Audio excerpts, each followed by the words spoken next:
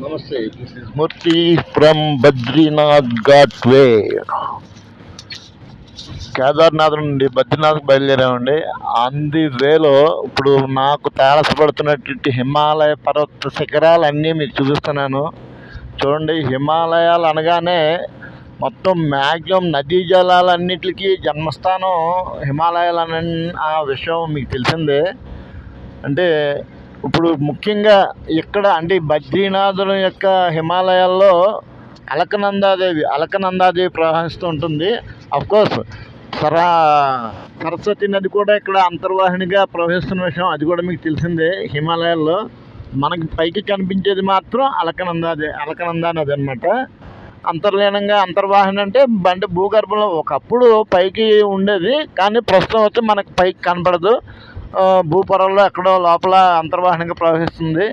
ఇప్పుడు మనం చూస్తుంటే అంటే మనం శాస్త్రాన్ని నమ్మాలి కాబట్టి ఒక విషయం చెప్తున్నాను. అంటే ఆకాశం నుంచి జాలువారి ప్రతి చినుకు ఇటు శిఖరాల మీద పర్వతాల మీద పడి జాలువారి భూమి మీద ప్రవహిస్తూ ఉంటుంది. అంటే ఒక ఏరియాని బట్టి నీరు ఒకటైనప్పటికీ రకరకాలుగా పేర్లు మార్చుకొని గంగా, యమున, సరస్వతి, గోదావరి, కావేరి ఒకటేంటండి. ఏదైనా ఆకాశం నుంచే జాలువారవలసిందే. ఆ ప్రకారంగా ఇక్కడున్న ఈ నదికి మన పూర్వీకులు పెట్టిన పేరు అలకనందా నది అనమాట. ఇప్పుడు మనం వెళ్ళేది బద్రీనాథ్ క్షేత్రం. బద్రీనాథుడు అంటే ఒక విష్ణువు యొక్క అతి ప్రీతిపాత్రమైన ఊరట. స్థలం ఇది. అంటే దేవతలు అందరూ ఎక్కువగా ఇష్టపడే స్థలం కూడా. అంటే హిమాలయాల్లో మ్యాక్సిమం అందరూ ఋషిపంగులు అందరూ ఇక్కడ మన చేస్తూ ఉంటారు. అంటే వారి యొక్క ముక్తి కోసం ఇక్కడ మన తపస్సు చేస్తున్నారన్న విషయం తెలిసిందే. ఇంకొకటి కూడా పేరు ప్రఖ్యాతి ఏంటంటే ఈ స్థల విశిష్టత కానీ గమనిస్తే ఈ బద్రీనాథ్ ఆలయం నిర్మాణం అనేది ఇప్పుడు కానీ అసలు మనకి కొన్ని వేల కోట్ల సంవత్సరాల క్రితమే జరిగింది.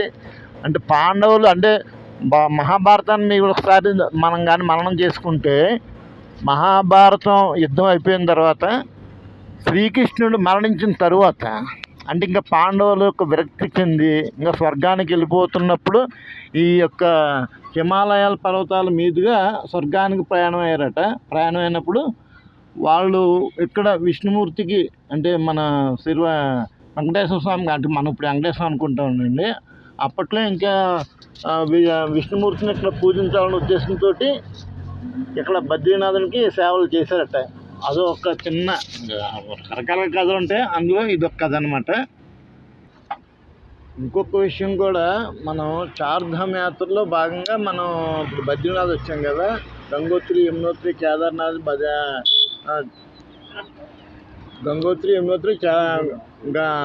బద్రీనాథ్, కేదార్నాథ్ ఈ యొక్క ఆలయాలను కానీ మనం పరిశీలిస్తే 6 నెలలు తీసుంటాయి, 6 నెలలు మూసుంటాయి. అది గమనించారు లేదు? అంటే ఎందుకు చేస్తున్నాం అంటే, ఒక రకంగా మనం ఫిజికల్గా మనం చూసేది ఏంటంటే, ఒక ఆల్రెడీ ఉత్తరాఖండ్ హిమాలయాల్లో ఉంది కాబట్టి విపరీతమైన చలి, మంచు కురుస్తుంటుంది. మన పబ్లిక్ ఎవరు రావడానికి కాస్త ఇబ్బందిగా ఉంటుంది కాబట్టి మిగిలిన 6 నెలలు క్లోజ్ చేసేస్తారు. అది మనకు ఫిజికల్గా తెలిసింది. కానీ పురాణ ప్రకారం కూడా మనం తతికిస్తే ఒక 6 నెలలు దేవతలు పూజిస్తారట, ఒక 6 నెలలు మనం పూజిస్తాం అన్నమాట. మానవులకి వదిలినట్టుగా ఒక చిన్న లోకోక్తి అంతే. అది ఎంతవరకు వాస్తవం అని మీకే తెలియాలి. ఇప్పుడు సెక్యూరిటీ వారి చెక్కింగ్ అవుతుంది ఇక్కడ. అంటే సరిగ్గా మన బార్డర్ అంటే బద్రీనాథ్ అంటే మీకు తెలియదు కాదు, చైనా బార్డర్ అంటే టిబెటన్లు ఉంటాయి కదా, మన భారతదేశానికి చైనాకి ఇంచుమించు బార్డర్కి వచ్చినట్టే లెక్క. ఇక్కడ చిన్న బోర్డు కూడా కనబడుతుంది చూడండి, జూమ్ చేస్తున్నాను. ఎన్ని కిలోమీటర్లు ఉందో. ఎక్కడ ఉంది బద్రీనాథ్? ఇంకా 23 కిలోమీటర్లు ఉందండి. మన అంటే 27 అట. హనుమాన్ చెట్టి 12 కిలోమీటర్లు. అంటే ఇక్కడ భద్రతా డిపార్ట్మెంట్ వారు అయితే మొత్తం బస్సు అంతా క్షుణ్ణంగా తనిఖీ చేస్తున్నారు. అంటే ఇంచుమించు చైనా బార్డర్కి వచ్చామండి. ఇక్కడ స్కానింగ్ చేస్తున్నారండి. మా పర్మిషన్ లెటర్స్ ఉంటాయి కదా, వాటిని ఇక్కడ స్కాన్ చేస్తున్నారు సెక్యూరిటీ సిబ్బంది.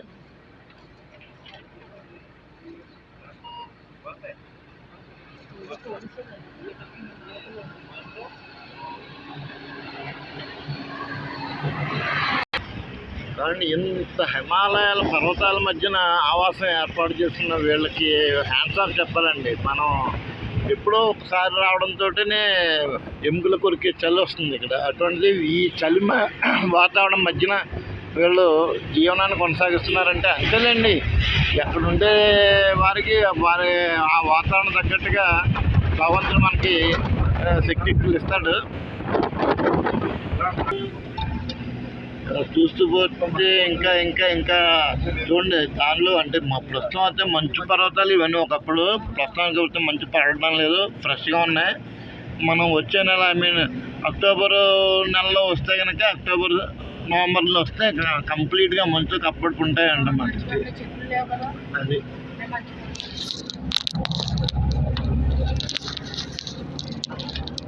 మరొక వీడియోలో మళ్ళీ కలుద్దాం.